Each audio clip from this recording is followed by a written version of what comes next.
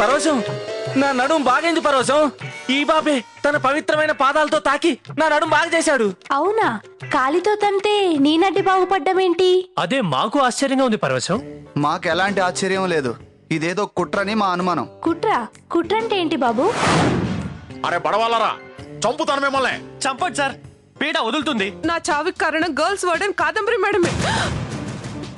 రాజ్యాంగంలో హత్య చేసిన వారికి ఎన్ని శిక్షలు ఉన్నాయో అవన్నీ ఆవిడకి వేస్తేనే గానీ నా ఆత్మ శాంతి ఉండదని.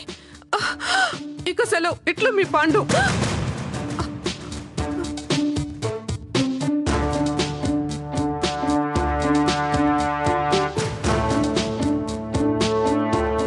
ఇదిగో మేడం, వీళ్ళ భయ నిరంజనకి ఇంకా తెలీదు. తెలిస్తే ఒక్కసారి ఆలోచించండి. వద్దు నాన్న, ఇంత పని చేస్తాడు అనుకోలేదు. నాకు ముందు నుంచే డౌట్ మీ రాక్షసత్వంతో. ఆపు జైపాల్, ఇప్పుడు ఆ బాడీని ఏం చేద్దాం? మేము మేనేజ్ చేస్తాం, మీరు వెళ్ళండి.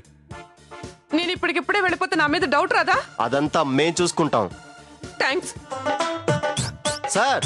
లేవండి సార్, దయ్యం వెళ్ళిపోయింది. సార్ ఇవ్వండి సార్. వెళ్ళిపోయిందా?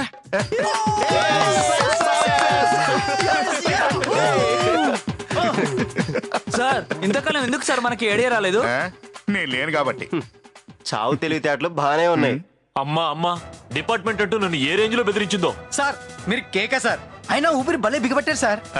నాకు యోగా బాగా తెలుసుగా, అందుకే బిగపట్టేశాను.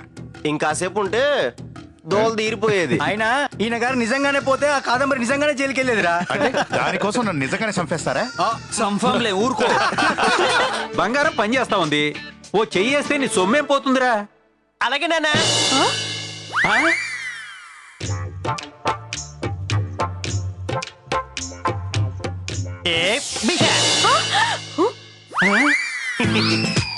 నానోయ్, చెయ్యి వేసేసా. మావయ్య, ఇప్పుడు నన్ను ఏం చేయమంటావు? ఏసేయమంటావా? అర్రే, బయలుదేరిందండి చంబల్ రాణి. నువ్వేంటి డానువా? ఏసేస్తుందట. నేను అంత తేలిగ్గా కనిపిస్తున్నానా మీకు?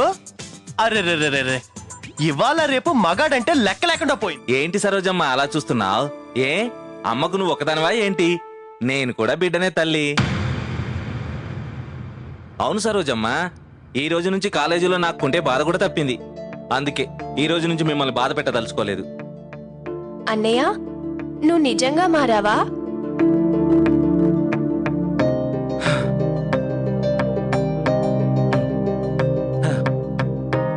అందుకేనమ్మా ఈ సమాజం మారదు. ఒకడి ప్రాణాలు కాపాడితే వాడి మంచితనం ఒక్కరోజులోనే మర్చిపోతారు. అదే ఒకడు తప్పు చేస్తే జీవితాంతం మర్చిపోరు. వాడు మారినా జనం నమ్మరమ్మా. లోకం తీరే అంత. అయ్యయ్యో, ఎంత మాటరా తిరుపతి. ఏదో చిన్న పిల్ల నమ్మలేకపోయింది. నేను నీ తల్లిని కదా, నేను నమ్ముతున్నాను నాయనా.